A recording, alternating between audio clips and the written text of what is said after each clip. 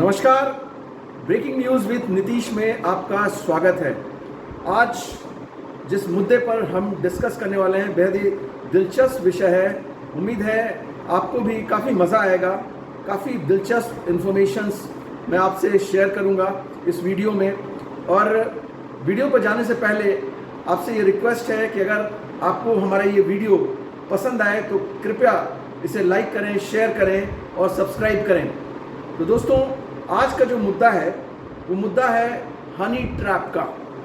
जी हाँ, पिछले कुछ सालों से देश में हनी ट्रैप के बड़े मामले सामने आए हैं, जिसमें हमारे कुछ साइंटिस्ट हनी ट्रैप का शिकार हो गए हैं। जी हाँ, आपने निशांत अग्रवाल का नाम सुना होगा, जो डीआरडीओ में एक साइंटिस्ट था, और उस पर भी ये आरोप लगे थे कि उसने देश के मिसाइल प्रोग्राम से जुड़ी कुछ सीक्रेट जानकारियां पाकिस्तान को लीक की हैं। उसे भी हनी ट्रैप किया गया था। और हाल फिलहाल में जो डीआरडीओ के एक सीनियर साइंटिस्ट थे, प्रदीप कुरुलकर, उन्हें भी गिरफ्तार कर लिया गया है। उन पर भी आरोप लगा था कि अग्नि 6 जो हमारी मिसाइल है, इंटरकॉन्टिनेंटल बैलिस्टिक मिसाइल, उससे जुड़ी कुछ संवेदनशील जानकारियां उन्होंने लीक की थी हनी ट्रैप के जाल में फंसकर। जी हाँ, अग्नि 6 से जुड़ी कुछ संवेदनशील जो डेटा थे वो उन्होंने लीक की थी, ऐसा उन पर आरोप है। जांच एजेंसियां फिलहाल इन्वेस्टिगेशन में जुड़ी हुई हैं। तो आज हम आपको बताएंगे कि आखिर ये हनी ट्रैप का जो गेम है, पाकिस्तान की जो खुफिया एजेंसी है वो इसको कैसे अंजाम देती है। इसको समझने के लिए, हनी ट्रैप के इस गेम को पूरी तरह से समझने के लिए मैं आपको बताता हूं कि किस तरह से दरअसल आईएसआई काम करती है। आईएसआई में दरअसल 3 विंग हैं। जी हाँ, 3 विंग हैं। इसमें से एक विंग का नाम है ज्वाइंट इंटेलिजेंस एक्स, दूसरी विंग का नाम है ज्वाइंट इंटेलिजेंस एन, यानी कि ज्वाइंट इंटेलिजेंस नॉर्थ, और तीसरी विंग जो आईएसआई की है उसका नाम है ज्वाइंट इंटेलिजेंस बी, यानी ज्वाइंट इंटेलिजेंस ब्यूरो। अब आइए इन तीनों के फंक्शंस को समझते हैं। हनी ट्रैपिंग के मामले पर जाने के पहले इनके फंक्शन को समझना ज़रूरी है कि आईएसआई दरअसल हनी ट्रैपिंग के काम को कैसे अंजाम देती है, जो हनी ट्रैपिंग का जो ऑपरेशन होता है कैसे उसको अंजाम देती है। देखिए, ये जो 3 मैंने आपको उनके विंग बताए, उसमें से जो ज्वाइंट इंटेलिजेंस एक्स है वो हनी ट्रैपिंग के मामले की देखरेख करता है। पूरा ऑपरेशन हनी ट्रैपिंग का इसी ज्वाइंट इंटेलिजेंस एक्स के जरिए भारत में अंजाम दिया जाता है। जी हाँ, प्रदीप कुरुलकर हो, जो सीनियर साइंटिस्ट जिन्हें कुछ महीने पहले गिरफ्तार किया गया था संवेदनशील जानकारियां मिसाइल प्रोग्राम से जुड़ी लीक करने के आरोप में। इसके अलावा जो निशांत अग्रवाल, जिनका मैंने एग्जाम्पल दिया, वो भी डीआरडीओ में साइंटिस्ट थे, उनको भी गिरफ्तार किया गया था। उन पर भी इसी तरह के आरोप लगे थे। तो ज्वाइंट इंटेलिजेंस एक्ट का काम आखिर है क्या? देखिए, ज्वाइंट इंटेलिजेंस एक्ट देश में जितने भी आर्म्ड फोर्सेस के पर्सनल हैं, या फिर सीनियर साइंटिस्ट हैं, या संवेदनशील जो इदारे हैं, जो संवेदनशील ऑफिसर्स हैं देश की सिक्योरिटी से संबंधित, तो ज्वाइंट इंटेलिजेंस एक्ट जो आईएसआई की विंग है वो हिंदुस्तान में इन्हीं सेंसिटिव जो ऑफिसर्स हैं उनसे जुड़े लोगों को ट्रैप करने का काम करती है। जी हाँ, आर्म फोर्सेज हों, उसमें आपको एयरफोर्स के ऑफिसर आ जाते हैं, नेवी के ऑफिसर आ जाते हैं, जी हाँ, आर्मी के ऑफिसर्स आ जाते हैं। इसके अलावा पैरामिलिट्री के पर्सनल्स आ जाते हैं। तो जो भी पैरामिलिट्री के लोग हैं, या फोर्सेस के लोग हैं, या पुलिस के लोग हैं, साइंटिस्ट हैं, चाहे वो बार्क का साइंटिस्ट हो, डीआरडीओ का साइंटिस्ट हो, तो इन सब से जो जुड़े लोग हैं उन पर आईएसआई ट्रैप करती है इसी ज्वाइंट इंटेलिजेंस एक्ट विंग के जरिए। जी हाँ, अब ये तो 3 मैंने आपको पहला बताया ज्वाइंट इंटेलिजेंस एक्ट के बारे में।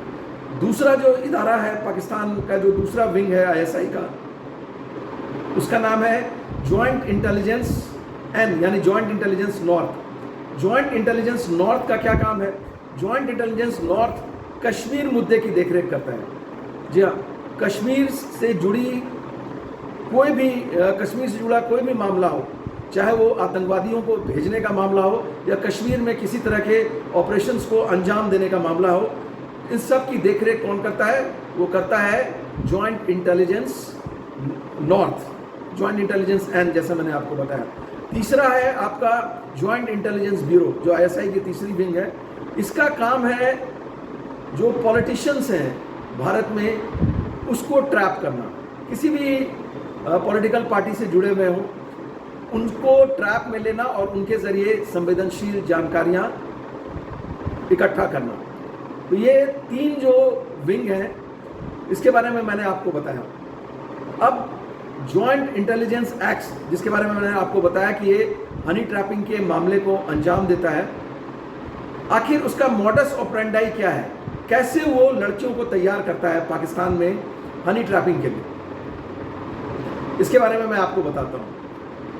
ये जॉइंट इंटेलिजेंस एक्ट की एक यूनिट है जो कि सिंध हैदराबाद में बेस्ड है। उसका नाम है यूनिट नंबर 412। क्या नाम है? Unit number 412। इसको देखता है एक कैप्टन रैंक का एक अफसर जो आईएसआई का है या पाकिस्तानी आर्मी का, वो 412 को देखता है, उसको सुपरवाइज करता है। और वो कैप्टन रैंक का जो ऑफिसर है वो रिपोर्ट करता है जॉइंट इंटेलिजेंस एक्ट का जो बॉस है, वो एक ब्रिगेडियर लेवल का ऑफिसर होता है, उसको वो रिपोर्ट करता है। तो ये जो मेजर ये जो कैप्टन रैंक का जो अधिकारी होता है यूनिट नंबर 412 का, ये पाकिस्तान के अलग अलग इलाकों से, चाहे वो कराची हो, इस्लामाबाद हो, फैसलाबाद हो या कोई और इलाका हो, लाहौर हो, वहाँ से खूबसूरत लड़कियों को ये ट्रैप करता है। उसके बाद इन लड़कियों को हिंदी सिखाई जाती है, बाकायदा हिंदी की ट्रेनिंग दी जाती है, शुद्ध हिंदी बोलने की ट्रेनिंग दी जाती है। इनके नाम को भी सोच समझ कर रखा जाता है, बिल्कुल हिंदू नाम रखा जाता है, ताकि अगर आप अपने जो आपका टारगेट है उसको ट्रैप करें तो उनको किसी भी प्रकार का कोई भी शक ना हो आप पर। तो जी हाँ, इनको ट्रैप करके इन लड़कियों को लाया जाता है, उनको हिंदी सिखाई जाती है।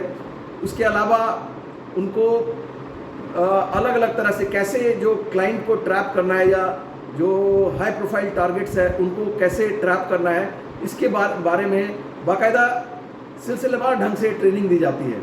इसके बाद उन्हें एक कमरे में भेजा जाता है। जी हाँ, अब कमरे के बारे में जो मैं जानकारी आपको दे रहा हूँ बड़ा ही दिलचस्प है।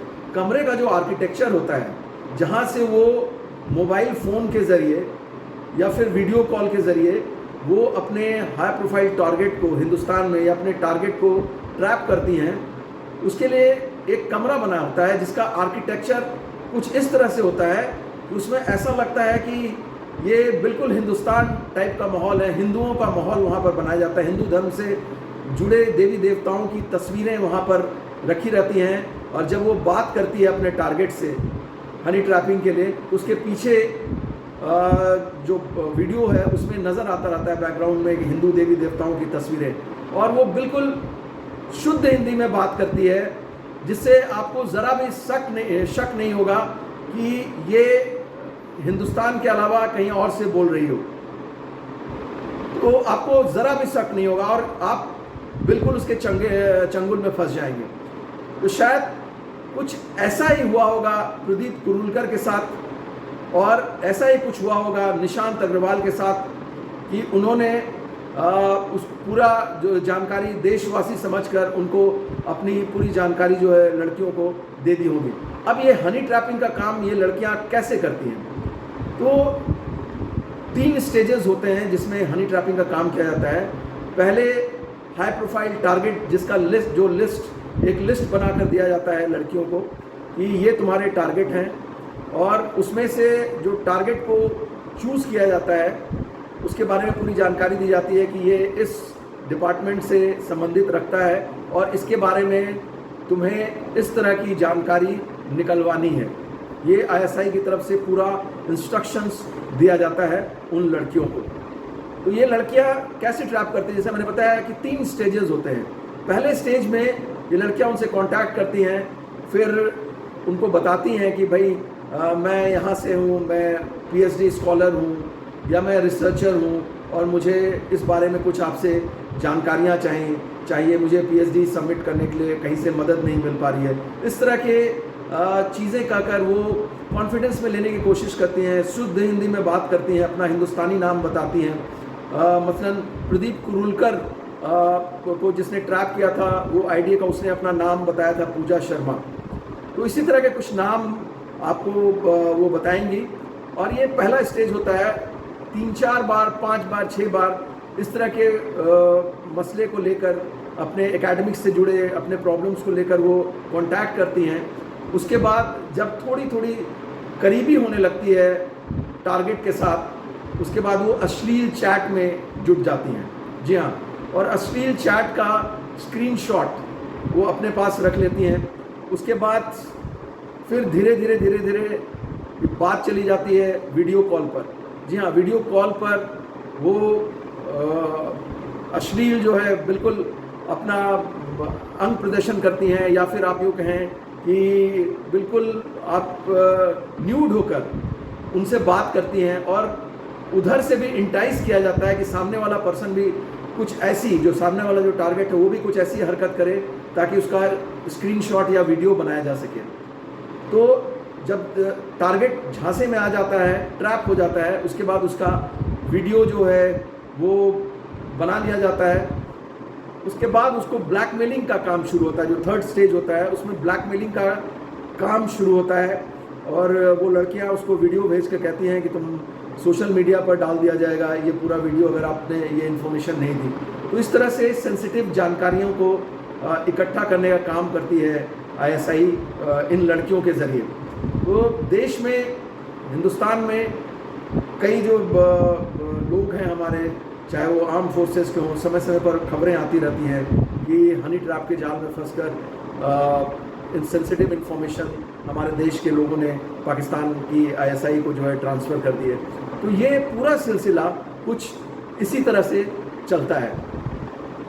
तो ये था हमारा आज का वीडियो। उम्मीद है आपको ये पूरी जो इन्फॉर्मेशन है वो पसंद आई होगी, आज का वीडियो पसंद आया होगा।